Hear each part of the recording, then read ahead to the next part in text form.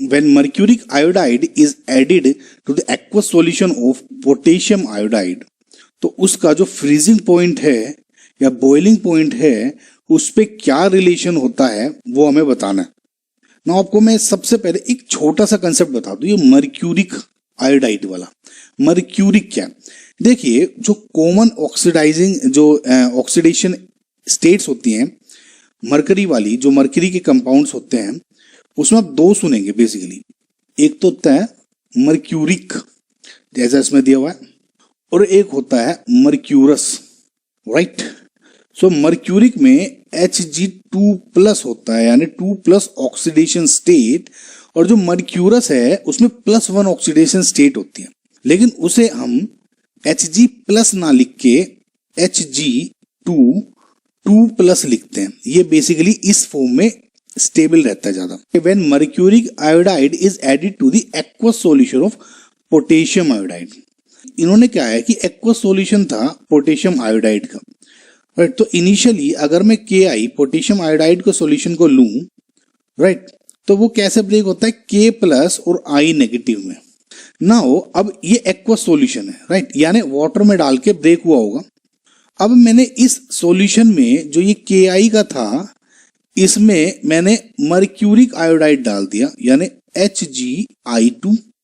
अब ये कह रहे हैं जैसे ही मैंने ये इलेक्ट्रोलाइट डाला या सोल्यूट डाला, जो भी आप माने, तो इसके Ki के फ्रीजिंग पॉइंट पे, या जो देखिए ये सोलवेंट माने, जैसे ही सोल्यूट डाला तो ओवरऑल फ्रीजिंग पॉइंट पे क्या फर्क पड़ा होगा। यानी अगर सपोज फ्रीजिंग पॉइंट इसका 20 है तो क्या इसका फ्रीजिंग पॉइंट 25 हो जाएगा या 20 या 18 हो जाएगा, समझ रहे, इंक्रीज हो जाएगा, डिक्रीज हो जाएगा। And same with the boiling point. Now I hope आपको ये बेसिक तो समझ में आ गया होगा। अब देखिए Ki था आपने डाला, अब इसमें मैंने Hgi2 डाल दिया।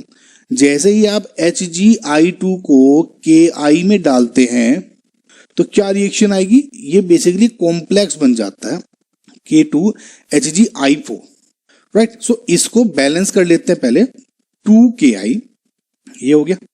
नाउ लेट जस्ट एज्यूम, क्योंकि यहाँ पे बैलेंस करके हमने 2Ki लिया था तो यहाँ पे मैं 2Ki मान लेता हूं, समझ में। अब बिकॉज यहाँ पे अब 2+2 है तो I इक्वल टू क्या हो गया 4, 2+2। अब जैसे ही आपने इसमें Ki ये डाला, अब ये कितने में ब्रेक होगा, देखिए ये था इसमें डाला, लेकिन वाटर में सॉल्यूशन है, जैसे ही डालेंगे वाटर में ये ब्रेक हो सकता है। ये ब्रेक देखिए समझ में आया ना, एक्वा सॉल्यूशन था Ki का, उसमें Hgi2 डाला, यानी Hgi2 ने 2Ki के साथ तो रिएक्शन के कॉम्प्लेक्स बना दिया, लेकिन क्योंकि ये वाटर में सॉल्यूशन है तो डिसोसिएट हो जाएगा। Hgi4 नेगेटिव, 2 नेगेटिव में, कॉम्प्लेक्स आयन है, ये अंदर वाला ब्रेक नहीं होता। तो अब इसमें अगर आप इसकी I देखेंगे, यानी वेंट ऑफ फैक्टर 2+1, ये राइट साइड में चल रहा है गाइस, है ना, तो क्या हो गया 2+1 3, I डिक्रीज हो गई।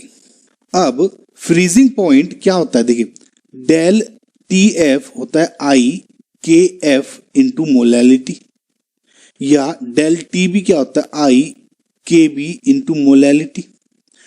समझ में आ रहा है आपको। अब इसमें ये तो फिक्स रहेगा, मोलैलिटी भी फिक्स है।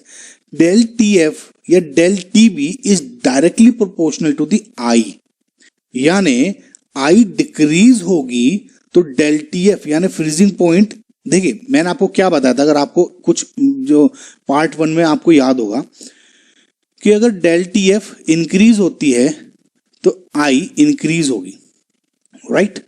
लेकिन T ऑफ, जैसे ये क्या होता है, डेल TF क्या होगा, T solvent, TF of freezing point of solvent minus freezing point of solution equals to होता है IKBM।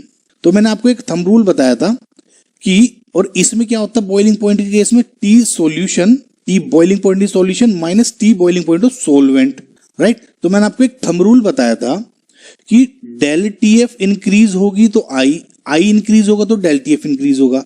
सिमिलरली I इंक्रीज होगा तो डेल TB भी इंक्रीज होगा, लेकिन I इंक्रीज हो रहा है तो TF ऑफ सोलवेंट यानी freezing point of solvent decrease हो जाएगा। समझ में आ रहा है आपको। और similarly boiling point of solvent increase हो जाएगा। ये तो डायरेक्ट रिलेशन है और इसमें थोड़ा सा चेंज आ जाता है। आपने पढ़ा भी होगा, आप करके भी देख सकते हैं, लेकिन अगर ये आपको छोटा सा पॉइंट याद हो जाए तो एग्जाम में आपको ये डेल टी और डेल टी इंक्रीज होगा डिक्रीज होगा ये सब प्रॉब्लम से बच जाएंगे आप। सो आई अगर 3 यानी 4 से 3 हो गया यानी डिक्रीज हुआ, आई डिक्रीज हुआ यानी टीएफ ऑफ सोलवेंट इंक्रीज हो गया होगा, राइट।